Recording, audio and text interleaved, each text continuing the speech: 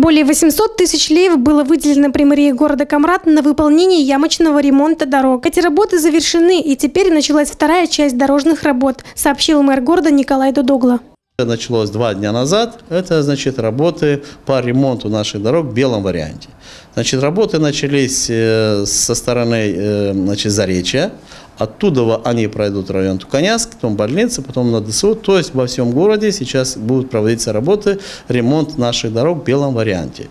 Для этих целей тоже выделяется определенная сумма с муниципального бюджета в районе более 500 тысяч лей. 1600 кубов щебня закуплено на проведение данных работ. Около 2000 тонн материала будет израсходовано в этом году на дороги в белом варианте. Значит, с понедельника мы начинаем. Полностью подготовительные работы мы сделали, устроили корыто. С понедельника начинается, вторник начинается завоз щебень. Значит, эта дорога будет в белом варианте.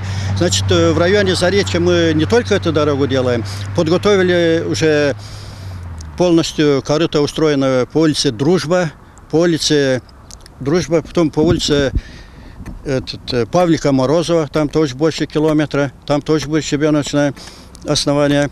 Потом мы переходим на улицу Баумана. По словам муниципального советника Георгия Метиогла, такого вида работы будут проводиться в городе раз в год на основании поступивших в примэрии заявлений от горожан, проживающих на определенных улицах. С тем положением, которое существует на сегодняшний день по законодательству, примэрия не может по каждому отдельному заявлению принимать решение о ремонте дорог, поэтому это делается один раз в год.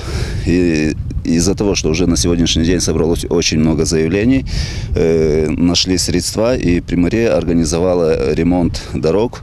В данный момент мы находимся на улице Высоцкого, идет грейдирование дороги. Данный вид работ будет проводиться также на улице Рылеева, в районе 3-й школы улица Максима Горького, в районе АТБ-3 улица Гаврилюка и Шевцова.